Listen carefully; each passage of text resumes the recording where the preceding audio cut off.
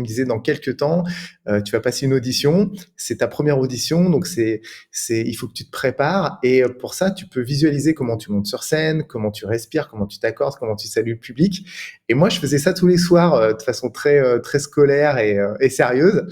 Et donc le soir, j'imaginais comment je montais sur scène, les odeurs, les sensations, tout ça.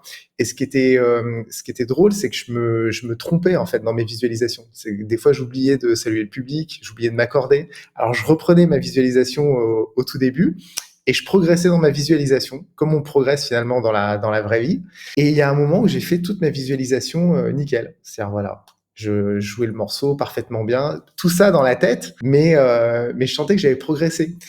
Et puis parallèlement à ça, j'avais mes cours de sax. Et c'est vrai que quand j'ai passé l'audition, ça s'est passé vraiment comme prévu. Alors moi, j'ai gardé ce truc-là de visualiser on va dire mes échéances, mes petits défis. Ouais, ouais, donc bah, ce professeur, un monsieur Soudan, Ouais, pour ne exactement. pas le nommer, voilà, t'en parles dans le livre et ça fait un petit peu, toi t'arrives, t'as 8 ans, donc Ouais. carrément t'es dans l'école, donc enfin au conservatoire et il t'enseigne déjà donc la visualisation et finalement, la loi d'attraction et donc il te donne un petit peu tous les conseils.